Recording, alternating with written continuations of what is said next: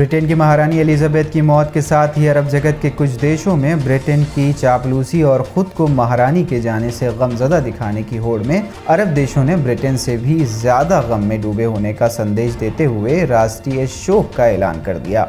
ख़ास बात यह है कि एलिजाबेथ की मौत के बाद ब्रिटेन में राष्ट्रीय शोक का ऐलान नहीं हुआ था, लेकिन अरब देशों ने चापलूसी की सभी सीमाओं को लांघते हुए अपने राष्ट्रीय ध्वज को झुकाने के साथ साथ राष्ट्रीय शोक का ऐलान कर दिया।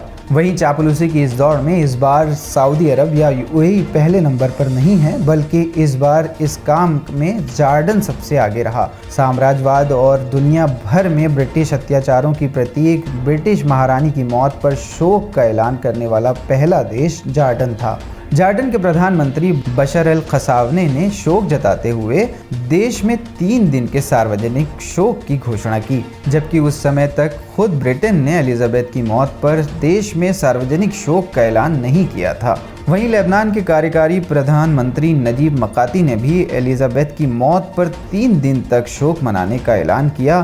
तो इन देशों के बाद यूएई, कुवैत, बहरीन और कतर ने भी अपने झंडे आधे झुकाते हुए 3 दिन के सार्वजनिक शोक की घोषणा की। उधर ओमान ने भी ब्रिटिश रानी की मौत पर 1 दिन के सार्वजनिक शोक की घोषणा की। बता दें कि 96 साल की उम्र में एलिजाबेथ की मौत हो गई थी। एलिजाबेथ की मौत के बाद राजकुमार चार्ल्स को इंग्लैंड का राजा बनाया गया है।